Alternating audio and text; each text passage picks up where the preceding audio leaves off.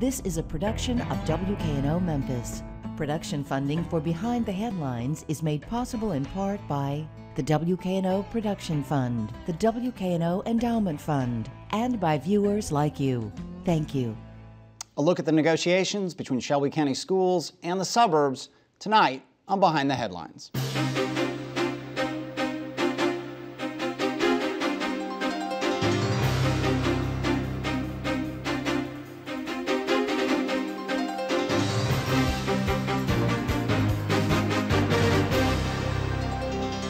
I'm Eric Barnes, publisher of the Memphis Daily News. Thanks for joining us. We are joined tonight by Keith McDonald, Mayor of Bartlett. Thank you for being here. Good to be with you. Sharon Goldsworthy, Mayor of Germantown. Thank you for being here again. My pleasure. Chris Caldwell, who's Vice Chairman of the Shelby County School Board. Thanks for being here. Thank you. And Bill Dries, Senior Reporter with the Memphis Daily News. There was a big milestone reached. I don't think it's the end milestone, but a big milestone reached. I'm going to start with you, Chris Caldwell, on a vote the board took earlier this week that addresses some of the biggest outstanding issues. I mean, we've known for some time now the direction we're going in terms of, although there are elections to be had in the suburbs are by and large pretty much accepted that they're going to break off of the consolidated school district. But there are some big outstanding issues, the biggest being the buildings. And who would own them and how that financial relationship would work. Also, probably underreported was ongoing expenses associated with staff, pensions, insurance, and so on. And then another issue that has been reported and has been talked about a lot, and it's the sticky issue of students in unincorporated Shelby County. So they don't live in the city of Memphis, they don't live in the city of Germantown or Bartlett or wherever. There was a proposal voted on and approved, you voted for it, I believe, yes, that from the board's point of view, at least set the tone and set the direction of negotiations. Tell me what the board voted on, and then we'll kind of discuss through what it all means. Well, what we voted on was to give the general counsel and the superintendent some parameters to start negotiations with all the municipalities. We realize that they're anxious to start school next year, and so we need to get this done as quickly as possible, but not so quickly that we don't give it full and due consideration and thoughtful consideration.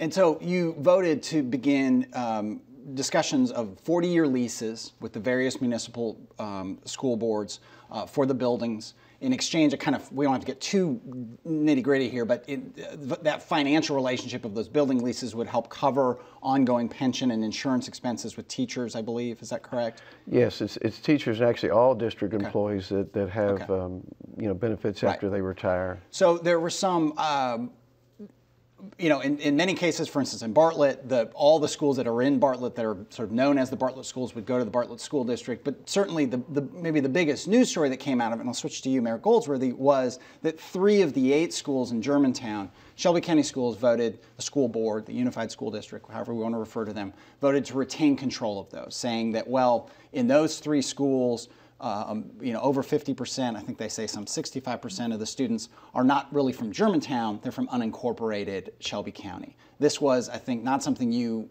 wanted, it may not have been something you expected, and there were certainly you and a number of Germantown residents at the meeting voicing your disapproval. We certainly did. Nevertheless, we are hopeful of continuing that conversation.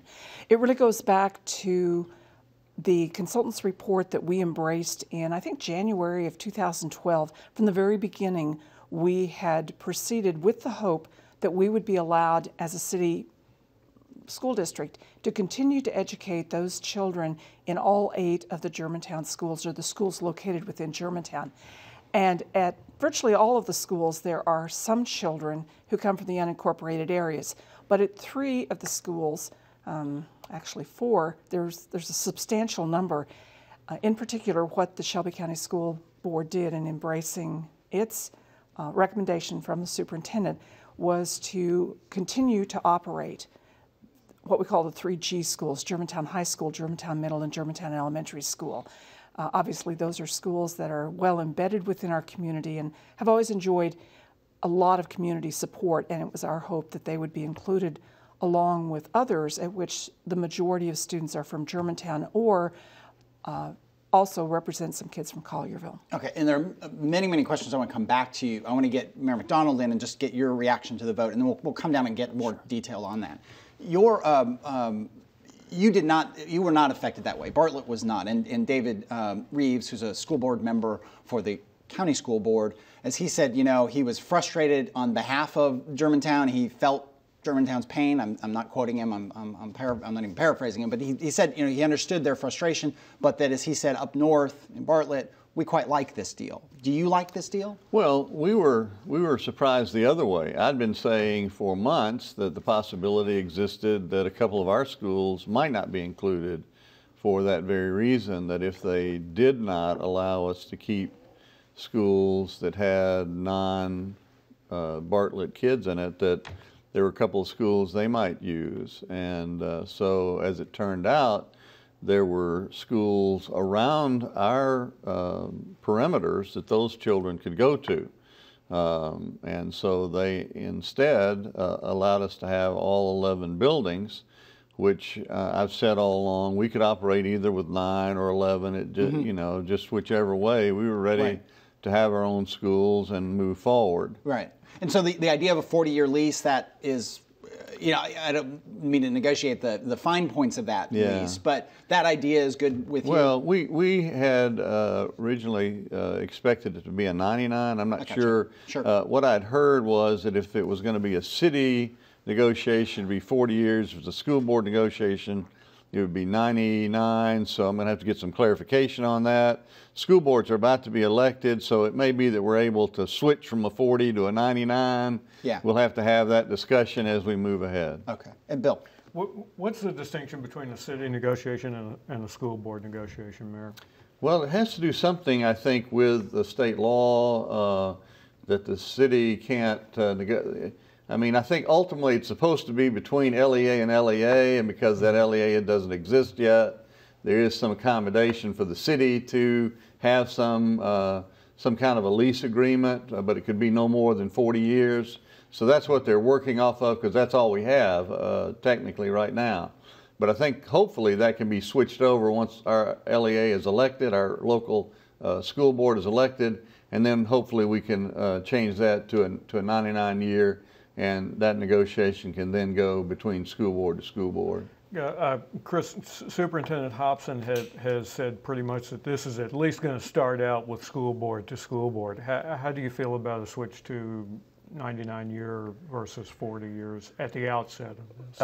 You know, at this point, I think it gives more certainty. However, I think when you talk about a 40-year lease, you know, the way education is going, the buildings may not be important at that point. You know, might be more delivery of education online. So, Mayor Goldsworthy, we've already seen some talk just since the Monday school board meeting about the effect that this proposal would have at the outset on schools in Collierville. Is there a ripple effect from what happens to Germantown under this plan for the other municipalities? Clearly, our original plan envisioned all 8 schools at which we would continue to accommodate about 1,000 students who come to Houston High School and Houston Middle School from Collierville. I think it's a little bit early to look at exactly what that effect would be until such time as if we are not able to secure the 3 schools and there is reassignment of Germantown attendance zones to the other 5 schools, for instance. At that point, we'd have to look very closely. But I think at the first glance, we are most hopeful of continuing this very informal, not agreement, but understanding that we've kind of had with Collierville. It's been pretty much mayor to mayor. Nevertheless, I know that they're looking at some possibilities, because if we are not able to accommodate them, that clearly does have implications for them. And you said informality between you and Collierville. Isn't that informality in part, as I read it, what the Shelby County School Board is concerned about with the 3 schools? That there isn't, and I'll say it this way, that the students from unincorporated Shelby County who are in those 3 Germantown schools in big numbers, so far they don't feel like, as I read it, Germantown has said, here's what we're going to do for them. We're going to guarantee their education for a certain amount of time. That you have said, you know, yeah, we plan to continue to educate them, but until when and under what conditions? I mean, is that part of what has to be sorted out here, that you all have to formalize that part if you really want to get control of those 3 schools? Right. Ultimately, any agreement about one district educating children from another district is a matter of an interlocal agreement between the two LEAs that are involved. Okay. But short of that, we felt we had, from time to time, had some conversation about it, but it tended not to be necessarily directly with the school board about what are the terms of the conditions under which we would continue to educate. Right. And we're very hopeful that, given the opportunity for continuing conversation on this, that's one of the things that we can identify. We've always been concerned that any type of agreement that would say the word perpetuity has such finality, because of the prospect of change within all of our communities. If there's one certain thing that Memphis City Schools and Shelby County Schools dealt with all over the years, was that people move. Student populations change. Sometimes it's the aging of subdivisions, sometimes it's a bubble in housing. And we really we would hope that down the road there would be an opportunity, if that occurred, that we might enter into really good conversations about how we could avoid, for instance, of having to build new schools. I got you. If there were other ways to solve issues on overcapacity. Right. And am I right, Chris Caldwell, that is part of the concern from a Shelby County School Board point of view, that, look, you've got those thousands of kids in these Germantown schools, and you don't have a hard and fast, I don't think it's a part of skepticism on your part that Mayor Goldsworthy doesn't mean that they will continue to educate them, but you need more definition to what that means? Well, yes, and I think this sort of defines the discussion. I mean, our responsibility is to the kids currently in Shelby County and the ones that will remain in Shelby County. There's another issue about representation for those children that are in the unincorporated areas, because they will not have representation on a municipal school board. And the other things that you have to think about, as the mayor expressed her concerns about building new buildings, if at some point those children were not able to be educated in Germantown, then that would cause us to have to build new buildings. So, right. That's all part of the negotiation, and I think it's great that we've started discussions, and I think that was one of the reasons that we wanted to get something moving, so that we can, look face to face and try to do what's in the best interest of all the children and families. You've said, kind of a technical point here, or the school board has said, the school system has said, that the 3 schools would be turned into optional schools. What does that mean in a practical sense? Well, I think that was, the superintendent indicated that it would be an optional like program. So I think the gist of it is that we want to maintain the rigor and the quality of the program and enhance it as best, And you also said, this again, I'm putting you as a big bunch of people, but school system said they would put $9 million into Germantown High School. Well, actually, that is money that had been scheduled in the capital improvement plan from the old Shelby County school system. And so, to do the right thing by the school and the kids. And there's a whole lot of money at play here. I mean, neither of you, we've sort of talked around it, but I'll turn back to you. There's money that follows the child. So I don't know, is it around $8,000, something like that follows these unincorporated children, wherever school system they end up in? That Bill might know best, somewhere around $8,000. That's a big problem, right? Because your projections for the the Germantown school district assume that many thousands of dollars per child would go into the Germantown school system. Without any question. Money follows the child, whether it's state BEP money that is kind of fine-tuned for the district's composition, the kinds of students, and there's a lot of factors, but also the county's ADA. But I think the thing that sometimes is overlooked, the expenses also follow the child. Sure. We have the responsibility for educating the children, and we will be adding money from the city of Germantown to also cover, we're required by law, but we would, I think, do it anyway, the expenditures. So it's not as if we're getting this huge inflow of money without any obligation to spend it. Yes, totally fair point. Bill. Is there a possibility that there could be open enrollment in your school districts? Well, I think the state law requires some amount. If, let's say we go to a 20 children per classroom attendance, just for an analogy's sake, and we only have 18 in each classroom, so there's 2 seats left. I think state law requires those 2 seats are open, so anyone can asked to be put in that as long as they meet the criteria based on attendance and grades. They do have to provide their own transportation to get there. So there basically is a state law that provides for that anyway. And yes, we want to maximize those seats anyhow. Mm-hmm. Mayor, we talked after the Monday board meeting, and you brought up a point that indicates just how wide-ranging these negotiations could be. From your standpoint, you indicated that out of these talks, you want to see an end to the part of the federal lawsuit that deals with the complaint the county commission made that essentially argues that the municipal school districts would resegregate public education in Shelby County. Can that happen at the table with two school boards negotiating, or do the negotiations have to go broader than that? Well, it has to go broader than that. But my point is, it's time for the lawsuit to go away. And it sounds like to me, Bill, and this is just me after listening and watching this whole process for over 2 years, it sounds like to me a lot of what that second part of that sentence, after you get past the building, it talks about this sum of money, sounds a whole lot like some negotiations we were involved in a couple of years ago.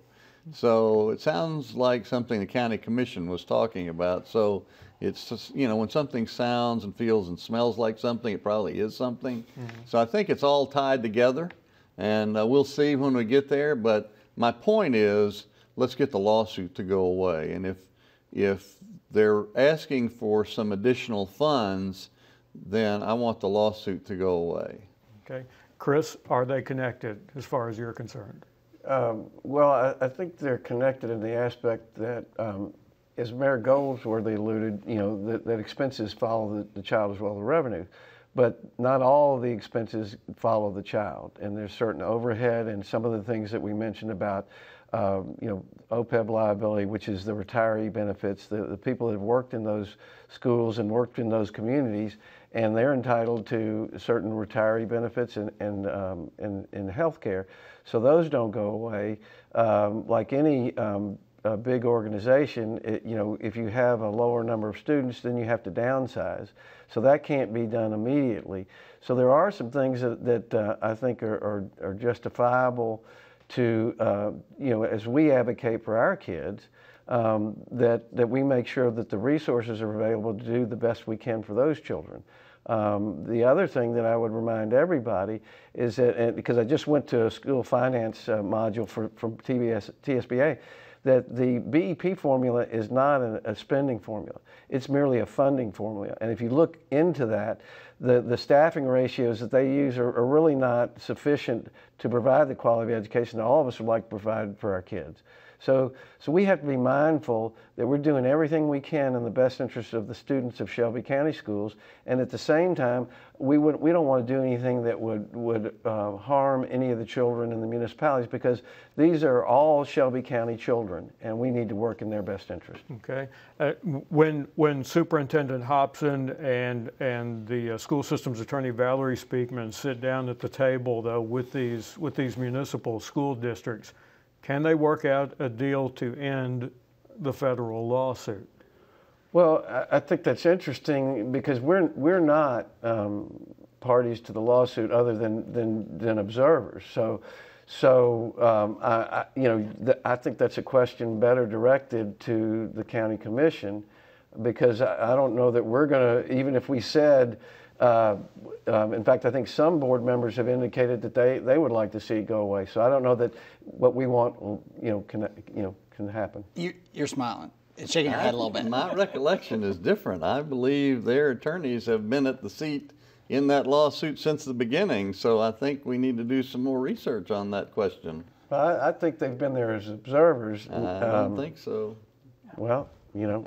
But it is a complicated lawsuit, and in the sense that, you know, the lawsuit is in part, it involves the state, it involves a whole lot of entities, absolutely. And so you know, to have resolution is going to involve a whole lot of people coming together in front of the federal judge and saying, look, all these various parties, whether they are formal parties to the lawsuit or just interested parties, everyone's going to have to get on the same page, right? Yep. Okay. let me kind of broaden the question for a second. As we've talked about, this story has been going on for years, from from merger to votes, lawsuits, all of this, and there's something of a path where we can see where things are going. I mean, certainly the biggest hanging question is certainly in Germantown now, but Bartlett, Collierville, some of these schools have a pretty clear path. Voting's going to happen, school board's going to be formed. I'll start with you for no particular reason. Do you feel like you're in a better place now in terms of that Bartlett students, education in Bartlett, is in a better place now than 3 or 4 years ago? Because some people will say, and I'll frame it this way, that, well, we've just returned to where we were. We have a city school, Memphis City school system, and a suburban system. But that's not really the case. You're going to have your own school system separate from Germantown, separate from Collierville. Do you feel like you're in a better place, all in all? Right now? No. Or that you will be? Once you form your own school system, and assuming these kind of issues are resolved adequately, do you feel like you'll be in a better place? I think the second and third year into it, yes. The first year, there's going to be hiccups. So right. I don't think anybody's expecting the first year to be some real wonderful, look here, Right. There's a huge learning curve. But I think second and third year with, the idea of a smaller local control, there will be a better experience for us. And Mayor Goldsworthy, your path, as we've said, to that local control that you all envision is rockier and rougher, and there's more negotiation to happen. But do you feel like, again, you're not returning to the same suburban school system you had, you're returning to a very local system. Do you feel like in the end you'll actually be in a better place? I think unquestionably, whether it takes 1, 2, 3 years, as Mayor McDonald indicated, to kind of let the dust settle and everything. But very clearly in our community from the very beginning, our community said we want local control. We want the ability to have a school system the size in which parents and others in the community can really impact what goes on in the schools. That's very difficult if you're one community or one school as part of 200. And understanding our community is very much attached to its schools. We have enormous rates of parent engagement. So there's a lot of sense of ownership. This really will allow, I think, parents especially, as well as other constituents of the district, to better define the kind of school that they envision, the kind of public education that they want for their kids. And Chris Caldwell, I'll put you on the spot. Again, people say, well, we've just returned to where we were in terms of a Memphis City school system, but that's not really true. The new school system, even with these folks leaving in some fashion, is very different. The funding is different. It doesn't go through the city council. It goes through the county commission. There's been real overhauls, for better or worse. I think I've heard lots of people say for better in terms of the administration of the school system, an entirely different board. Do you feel like you're in a better place, that whatever students you are educating are under an umbrella that is better than the one 3 or 4 years ago? Absolutely. I think the items you cited certainly will have a big impact. I think some of the things that this new board is putting in place will allow us to be more transparent and more efficient with the funds and resources. I think in terms of competition, I think there can be healthy competition between charter schools, between the municipal districts, and it'll hopefully push us all to have a better educational experience for all the kids. Okay. Just a couple minutes left. Bill. There seems to be some question. I think state law was one way, and then it's changed in a year's time. But from our two mayors, what is your take on teachers becoming part of this school system, and whether or not their benefits remain the same as they have been with Shelby County schools? I think the law will really define what we are required to do, and I think there's still some clarity that is missing from that. I read one thing and then I read somebody else saying something else in terms of pensions and tenure in particular. Right. I don't think that's been clarified. But I think what it comes down to is that our municipal school districts will want to be very competitive. They will want the best teachers that they can find, and you cannot do that by offering them less than what they've been receiving in the past. So as a practical matter, I think we'll want to make certain that teachers are compensated and given an environment in which that is really attractive to them. TCA speaks very directly to it. I just came from a meeting with our school board with Dr. Mitchell, Dr. Fike, SES folks were there. TCA says they cannot be harmed, so they won't receive any less salary than what they were receiving if they were in the school system, the Shelby County school system. They'll be in the very same pension program they are today, so it's going to be the same. Now, if the state pension changes, their pension will change, but that's because they're in that pension, not because our school system changed. If their changes, so does the Shelby County school system change, because they're all in that system. But in terms of their salaries, that's going to be the same. Now, the health insurance, that's where it's a little different, and the health insurance will be something that we'll all be looking at, and with Obamacare or ACA, however you want to say it, everybody's in for changes in health care in the future. And the OPEB issue that is such a big issue for everybody, not just Shelby County schools, but every entity's having issues with that. There's a lot of questions yet to be answered. All right, well, we come to the end. Thank you, Mayor McDonald. Thank you for being here. Mayor Goldsworthy, thank you for being here. Chris Caldwell, Shelby County School Board, Unified Schools, thank you for being here. Thank you, Bill. Thank you for joining us. Join us again next week. Good night.